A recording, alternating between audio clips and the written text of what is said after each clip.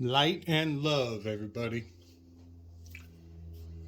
So today I want to open up with a personal story, uh, uh, true and honest uh, relating of proof that these systems, these jurisdictional overlays, are still very much in play in the places where magic, myth, uh, pantheons of cultures far gone and removed are sustained. They're still maintained today.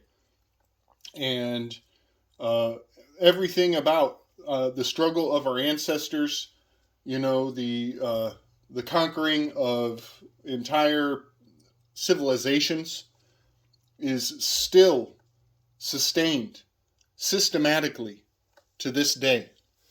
And proof of that is found for me recently off in the countryside of northern Indiana at a location that, as a child, was a location of considerable renown.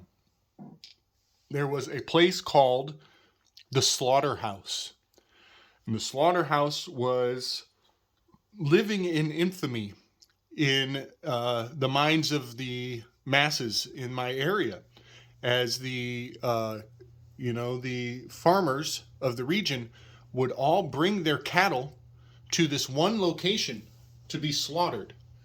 And you could think of it as like a heart, all that blood was brought to a central location to be spilled and recirculated into the earth and packaged and given to the people for consumption. Um, and the cycle would continue. But I got to point out, slaughterhouse, it's the place where they kill those cattle.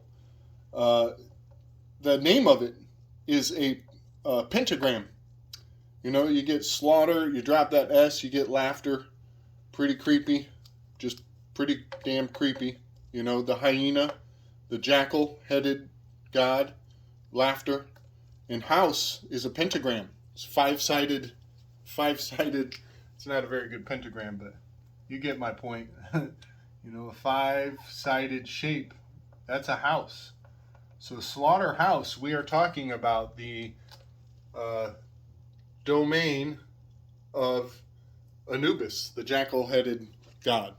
Even the hyenas, they've got that laughter.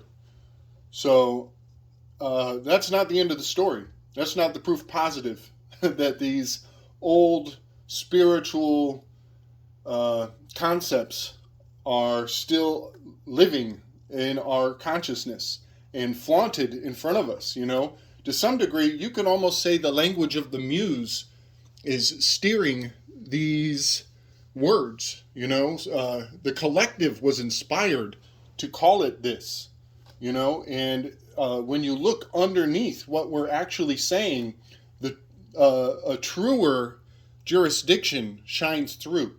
And so, pointing out that this is slaughterhouse as a pentagram of the jackal, I'm not done. I'm not done with my story. Guess what the slaughterhouse is today?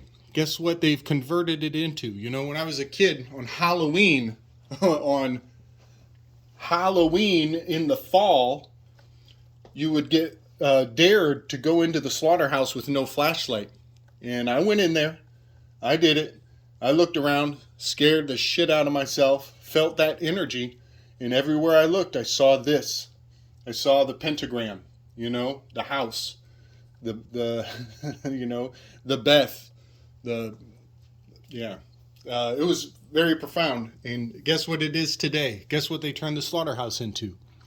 A dog park. To this day, the location of so much death, so much spilling of blood, the place where we took our cattle so that we could eat them, is now under the dominion of Annubis, the jackal-headed god of Egypt.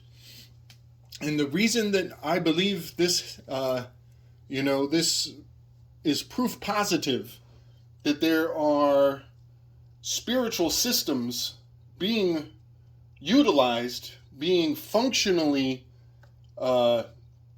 expressed in our modern day culture and context. It lends to my theory, which is not actually my theory. I got to give it to UB for bringing this theory forward. But, he believes that Egypt was America. And I'm inclined to agree. I believe that the Old Testament, the very idea that the Old Testament took place on American territories is one of the greatest secrets that's never been told. So it's just something to think about, that still today, these Egyptian deities are being harnessed and transferred into, very ancient context by the legal system, by the city planners, by the Ba'ank. All right, so jumping forward from that story, proof positive that this system is quite in play by people in high influential locations. I want to highlight that Annubis is one of his many titles is he who is at the place of embalming. And you better be thinking about that nasal swab when this phrase comes to light. You better believe the people who are going in, who are succumbing to the concept of death.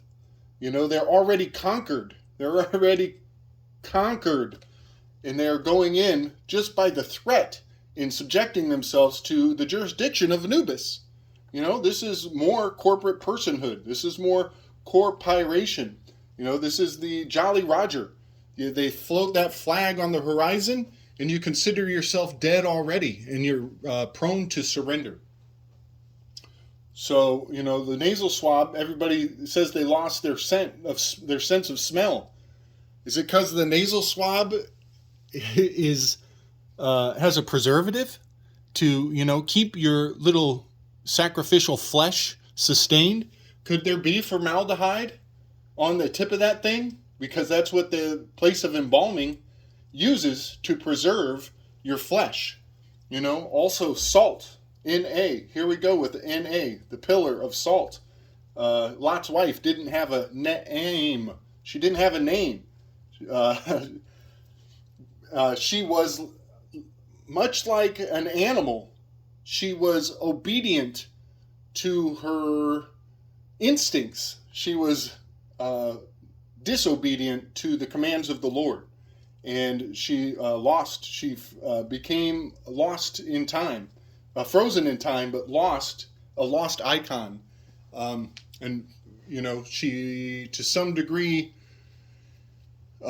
you could say she became the place of embalming. She was preserved as a pillar of salt forever. So, everything we're going through here is going to be focused around this Ankh. The Vatican, Cain, big up to Dizerda pointing out. Khan is an anagram of the Ankh. We're talking about Cain, the castaway, exiled culture, the bloodline of Cain, which is highly vilified throughout the Bible. Maybe for good reason, maybe not. A lot of people relate to the bloodline of Cain. They might take it personal. No offense intended here. But the Vatican, I've heard that this is a throwback to Bakhtu and some of the Genghis Khans and the Mongolian bloodlines and the hidden history of the old world systems. But the Vatican is built on a necropolis, and that is their entire jurisdiction. The Vatican invented purgatory. They proliferated Dante's Inferno, which is an amazing piece of work.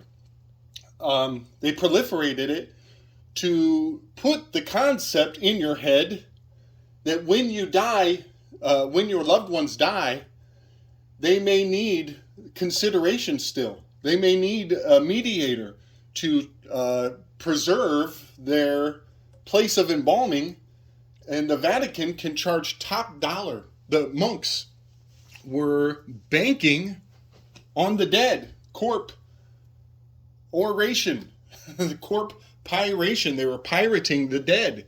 And the entire system of, churches, they are built literally upon the inevitability that your life will end, and they will be there to reap the rewards, the benefits, to administer your will, to take care of your family, make sure everything stays under the ecclesiastical, necromantic jurisdiction of the Vatican.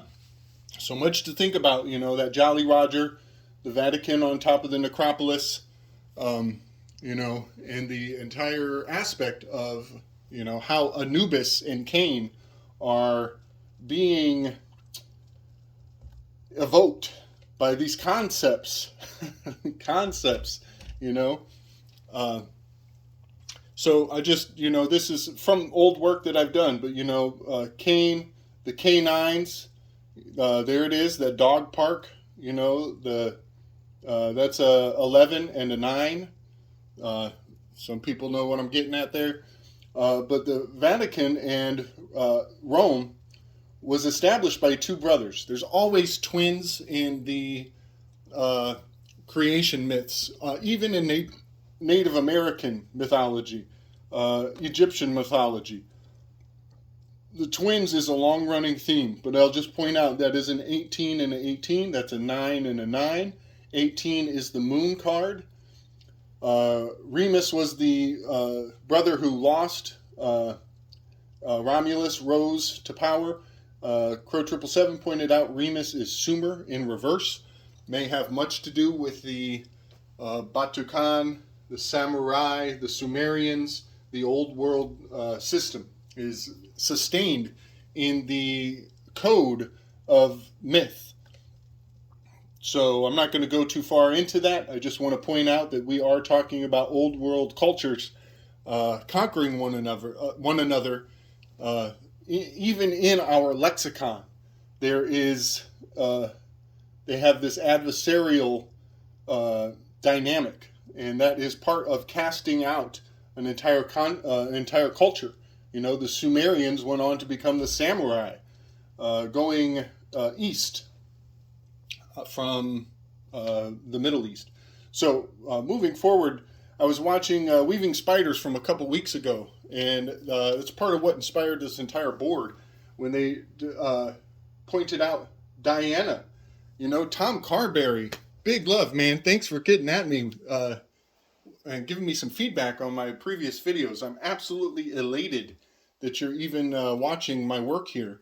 But Tom Carberry pointed out, DNA is pointing at Diana. DNA. Here we are. We're dealing with the dead. We're dealing with the place of embalming, the place of, giving a piece of your flesh for experimentation so they can tell you about your ancestors. Through your DNA, by giving up a piece of your flesh for embalming, they can go back and tell you who your ancestors are. This is high Median necromancy. I'm telling you, it is still in play, and they call it science. Guess what I call it? I call it a seance. I don't have any room to write it. But this right here, DNA, Diana, Annubis, is exactly my point on how science is a seance. They are evoking the names of dead men of renown to divine future outcomes of the experiments. They're literally calling on Einstein so that you can just believe that they know the outcome of the future. Science is a seance, and it is putting you under the jurisdiction of the dead. The fact that scientists can only analyze dead matter, dead tissue, they can only perceive a cadaver and then project their presumptions onto life. They can't cross that boundary. They can't analyze you while you're still alive. They need your tissue to be in stasis, a state of death. So this is the dividing line of where science and truth will never intermingle, and it has everything to do with how Diana is much about DNA, the science of the seance of these necromantic technologies. So Diana is the leader of the hunt. She's the huntress. You know, the moon is her symbol. The moon is what the dogs howl at the moon. You know, R and R, moon card, moon card. Diana, she leads the hunt. She's the huntress. She has a wolf pack with her. She is the bow hunter. She is the bow hunter. You know what I'm talking about? Bow and hunter. We're talking about DuPont. We're talking about the most dangerous game. And Romulus and Remus, by the way, their mother was a wolf. And I think that points right at Annubis and Diana. QAnon. This was brought up by Weaving Spiders. I wish I had that episode on me so I could refer you back to it. But they pointed out that QAnon is very much like the Canaanites. You know, I found that really profound. I'm quite sure they are onto something. You know, here's that the Cain. And QAnon numerologically breaks down to a 9. I forget if that's ordinal or I think that's ordinal. Nope, septenary. That is septenary. QAnon and septenary breaks down to a 9. There's your K9. There's your Annubis. The 9. I want to point out that the Canaanites, you know, were vilified, cast out, unwanted. They were the opposition, biblically speaking. And to this day, you know, the Vatican has given English the category of dog Latin. It is dead speak. You know, this is corporate dialogue. This is the reason why we are considered in the realm of the dead. So the word bank, I've gone through this before, but I just want to bring it all into context for the sake of this video. Ankh, the bank. You know, they ban the cure. The banker bans the cure. The banking is banning the king. They're condemning your sovereignty. You know, you're relegating your right to choose, to have command over the contract, to a system of the dead. Thanksgiving, where, you know, there is much embalming. They stuff the turkey. They prepare the ham. The ham is salted. It's preserved. Has everything to do with the Ankhsgiving, Annubis, the death. It's in the fall, that time of year, the winter, the All Hallows Eve, Samhain. All of this has everything to do with the realm of the dead, the Ankhsgiving. And I want to point out that the word bank has very telling etymological and multilinguistical significance. It means bridge. It means bench. Banco. So when you have a black-robed, Annubis is black. When you have the black-robed judge sitting on the bench, is he sitting on the bank? Or is he sitting at the bridge? Is he crossing you over into the river Styx? I'm inclined to think so. And here's that Black's Law, you know. And I'm not even talking about the color of anybody's skin. I'm talking about the fall. I'm talking about the darkness, the dark time of year. You know, in the Northern Hemisphere, winter was incredibly evil. Winter, literally, for 4 months, conquered the sun. And the people in the Northern Hemisphere had a very, very different relationship with darkness and light. And in the 4 months of darkness, they believed that they needed to kill things, to spill blood, and to act a fool to get their sun to come back. Their God, their source of light, was very weak. It was very diminished, and it required some very extreme behavior. So, moving into Black's Law, Here's your Admiralty Maritime Jurisdiction. Look familiar? Does it look familiar? Your anchor. This is your anchor. The banker is the anchor that's going to keep you down. It's going to bring you down, keep you from moving forward in your life. He's going to ban the king, ban your sovereignty and the ability to move your citizenship wherever you want to. I'm not saying Egypt was evil. I'm not saying Annubis was evil. I'm telling you that these systems are still in play today.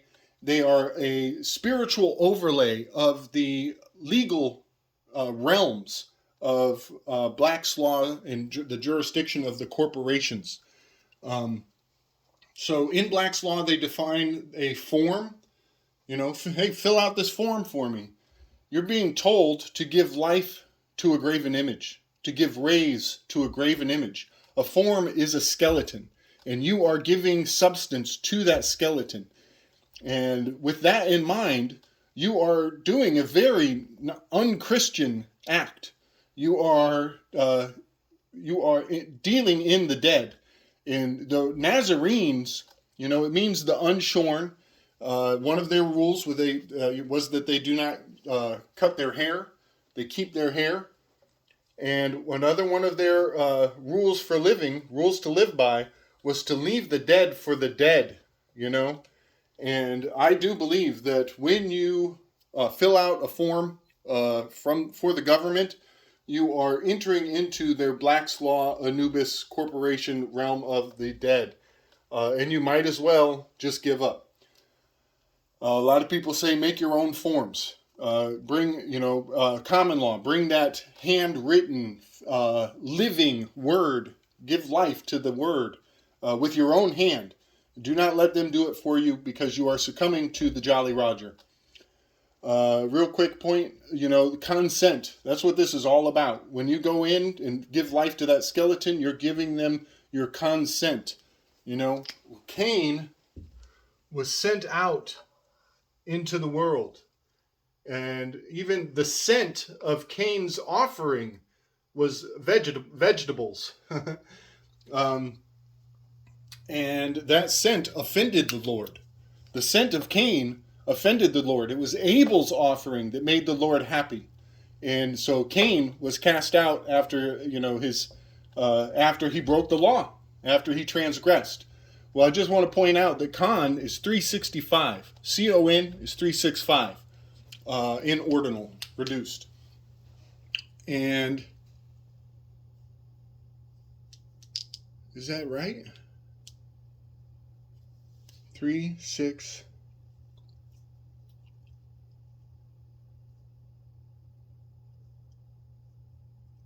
Yeah, that's right. Yep, I'm sorry. Sorry about that. Con is 365.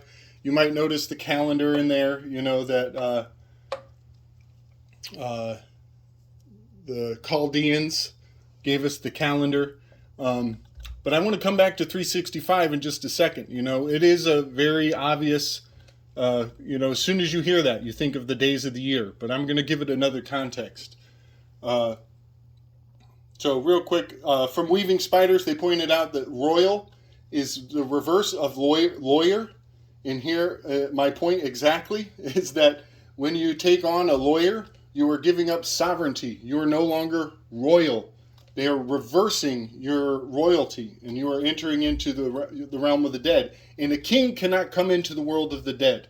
You cannot die if you are the king. It must be passed forward. It remains in the living. But if you're just a plebe who goes along to get along, then you're going to have your royalty reversed. And you will let somebody else put layers on you, embalm you. They will layer you up and ship you into the world of the dead. And your corporeal autonomy is lost forever. And you will die spiritually. So coming back to this 365, I want to point out general relativity. Albert Einstein, the one cup to rule them all. Einstein, one cup, one stone. There's that obstacle, the stone, the Rosetta Stone. G and R, that's a 7 and a 9. And 79 is the atomic number for gold. Einstein was giving us a golden rule of sorts. There's that G. Einstein was a Mason, you better believe it. He's hanging out with a hidden hand all day long. Glorified secretary, stealing people's ideas at the gates, he's holding the gates of concepts at the patent office and siphoning off the good stuff for himself. So here we go with the E equals mc squared. I know this makes planes fly. I know that this theorem can be proven out in various ways. I want to point out its gematrological value. You get a 5 with the E. The M reduces to a 4. The C is a 3 squared is 9. It gives you the 49 number of forgiveness. This all indicates Venus to me, by the way. 5-pointed star. Venus makes a 5 spirographic pentagram in the sky. 7 times 7 is 49, and the 7 by 7 magic square is Venus. But when you do the 5 and you multiply 4 times 9, you'll get the 36. Well, this is a 36. This is a 5. 36 is the number of the circle. So you get a circle and you get a 5. E equals mc squared encodes a pentagram. And my question is it possible that our calendar, our 365 days of the year, also encodes a pentagram? Is that possible? Very profound to me, very powerful. That gives this symbol a level of power that's even hard to fathom.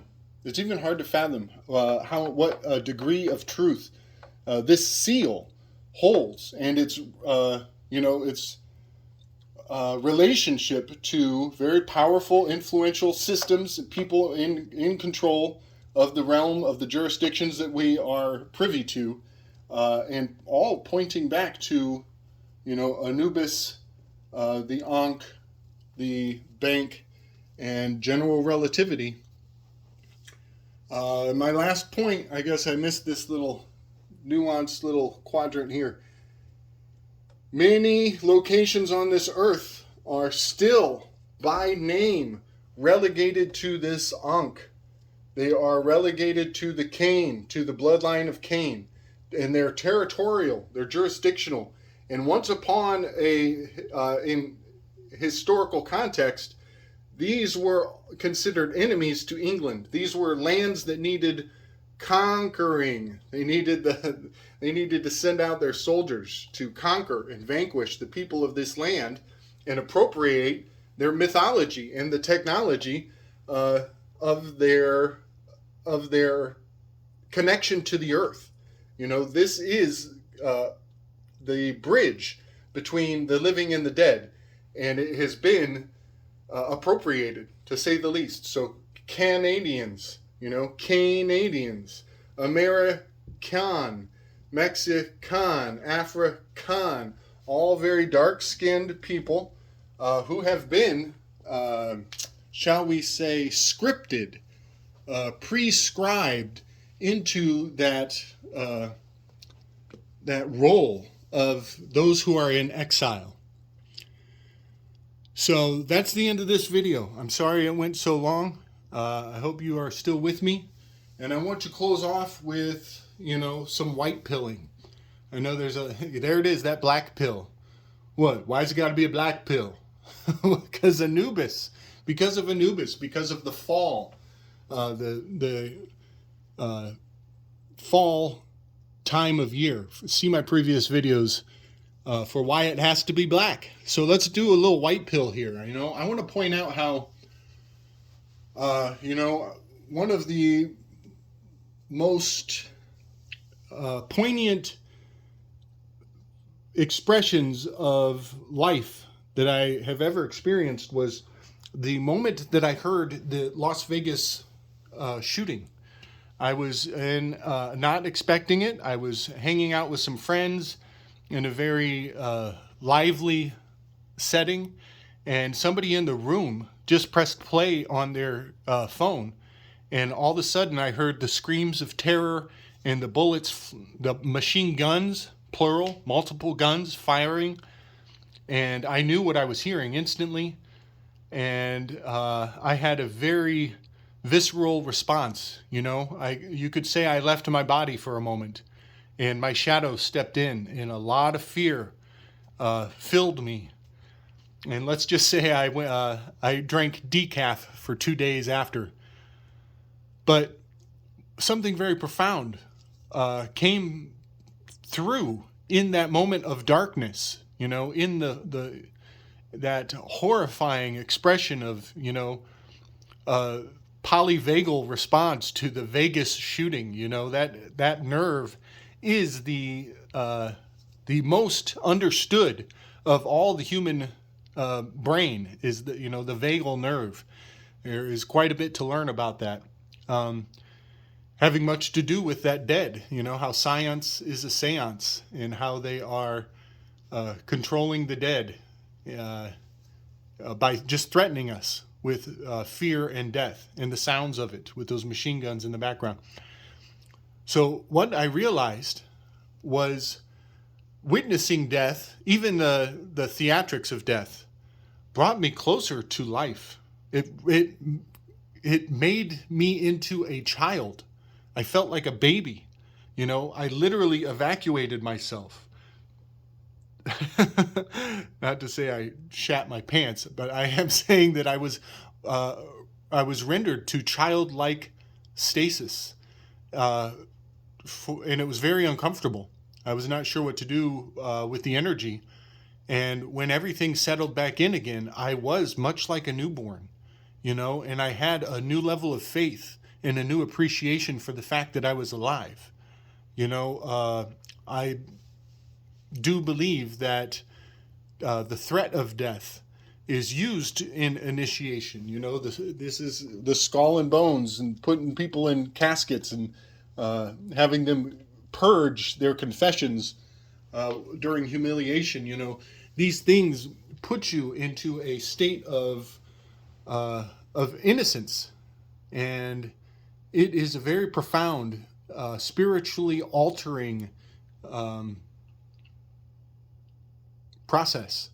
And to me, being exposed to so much evil actually proved that I am blessed to be in the realm of the living, and that the fight must go on.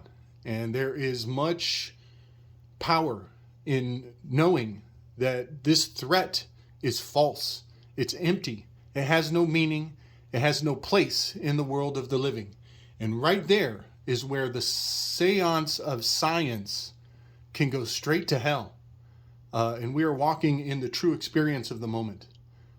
And I hope that empowers some people out there, because there is a whole lot of Annubis being evoked in this modern day. And it is not for us if we choose. Much love and peace, my people. Strength.